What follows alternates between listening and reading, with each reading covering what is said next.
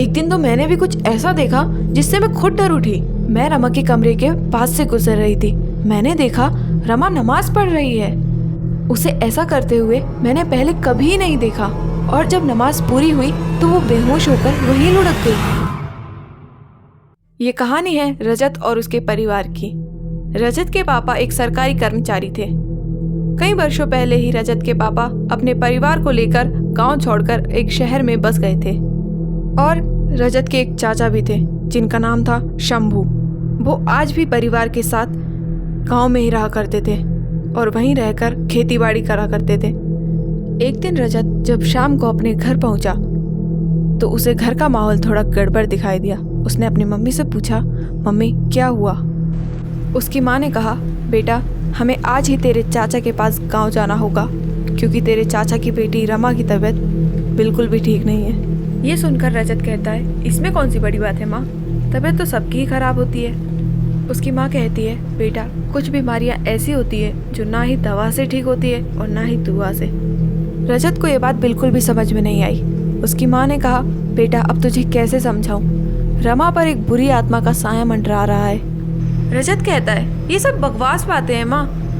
आज दुनिया कहाँ से कहाँ पहुँच गई और हम आज भी इस अंधविश्वास में अटके हुए हैं। उसकी माँ कहती है, बेटा जिस पर बीतती है वही जानता है।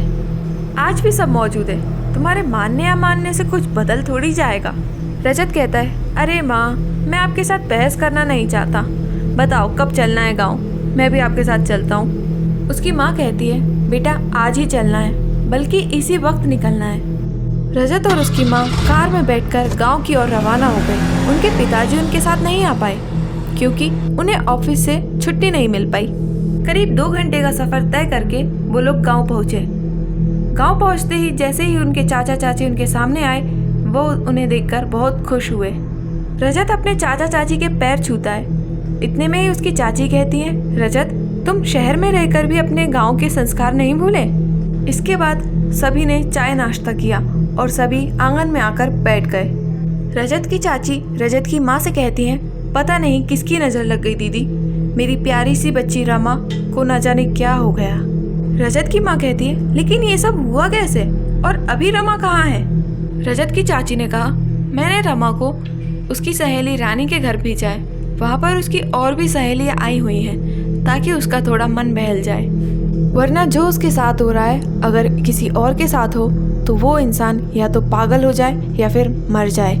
रजत कहता है, ऐसा क्या हो गया चाची रमा को, मुझे भी तो बताओ, इतना कुछ हो गया और मुझे कुछ खबर ही नहीं है। इतने में ही रजत के चाचा शंभू कहते हैं कि मैंने सोचा खामखा तुम लोगों को क्यों परेशान करना, मैंने सोचा था सब कुछ आसानी से ठीक हो जाएगा, लेकिन यहाँ तो सब कुछ उल्टा ही होता जा रहा है। शंभू चाचा की बात सुनकर रजत की उत्सुकता और बढ़ गई। वो सोचता है, ऐसा क्या हो गया रमा को जिसने सबका सुकून छीन रखा है। उसकी चाची ने कहा, कॉलेज से सभी लड़कियों का ग्रुप घूमने जा रहा था, वहाँ उसकी सभी सहेलियाँ भी थी, तो हमने सोचा रमा को भी भेज दें। वो सभी लोग शिमला घूमने गए थे। वहाँ पर सभी लोगों ने बहुत ही एंजॉय किया, पर जैसे ही वो लोग शिमला से वापस लौट रहे थे तो बस एक ढाबे पर रुकी जहाँ पर उन सभी लड़कियों ने खाना खाया। खाना खाने के बाद ढाबे से ही कुछ दूरी पर एक मस्जिद थी। वहाँ पर कुछ लड़कियाँ चली गईं। उन्हीं लड़कियों में रमा भी उनके पीछे पीछे चले गई। वहाँ पर एक मजार बनी हुई थी। रमा उस मजार पर बैठ गई और उसने ढाबे पर से एक लड्डू लिया था। वहीं बैठकर उसने वो लड्डू खा लिया। लड्डू खाने के कुछ घंटे बाद ही उसकी आंखें जलने सी लगी और उसका सर भारी भारी सा होने लगा। वो घर आई, उसने हमें ये सब बात बताई तो हमने ज़्यादा गौर नहीं किया, लेकिन कुछ देर बाद भी वो ठीक नहीं हुई तो हमने सोचा शायद इसे फूड पॉइजनिंग हुई हो, तो हम इसे डॉक्टर के पास ले गए। डॉक्टर के पास जाते ही डॉक्टर ने बताया कि इसे कुछ भी नहीं हुआ है, ना ही इसे फूड पॉइजनिंग हुई है ना ही कुछ और। हम इसे घर ले आए इसके बाद और उसको सुला दिया। अब रात हो चुकी थी और रमा अपने कमरे में सो रही थी। अचानक उसकी आँख खुली और वो उठकर बैठ गई। उसको लगा किसी ने उसको झंझोड़ कर उठाया हो। वो समझ नहीं पाई कि ये उसका वहम है या सच। तभी अचानक उसको छत पर किसी के चलने की आवाज़ आई, जैसे छत पर कोई टहल रहा हो। ये आवाज़ उसको साफ साफ सुनाई दे रही थी। ये उसका वहम नहीं था। वो सोच में पड़ गई कि इतनी रात को छत पर कौन टहल रहा है। अब उसे थोड़ा सा डर महसूस होने लगा। दूसरे कमरे में मैं और रमा के पापा सो रहे थे। उसने सोचा कि वो हमें जगाए। ये सोचते हुए वो बिस्तर से नीचे उतरी और दरवाजे की ओर बढ़ ही रही थी कि खिड़की के पास उसे एक साया दिखाई दिया जो जोर जोर से सांस ले रहा था।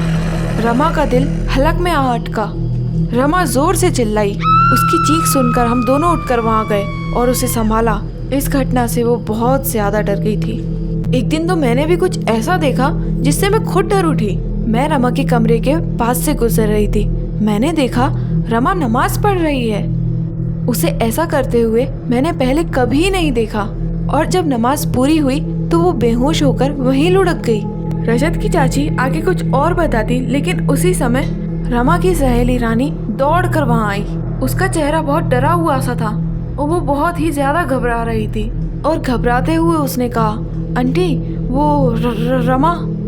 उसके मुंह से रमा का नाम सुनकर सभी लोग चौंक गए और तुरंत भागते हुए रानी के घर गए। आखिर क्या हुआ था रमा को? क्या वो ठीक थी या नहीं? ये देखने के लिए पार्ट 2 का वेट कीजिए। तब तक के लिए सब्सक्राइब कीजिए हमारे चैनल को और बेल आइकन को ऑन कर लीजिए। और आपको क्या लगता है क्या हुआ होगा रमा के साथ? आप कमेंट करके बताइए। चलिए मिलते हैं पार्ट 2 में।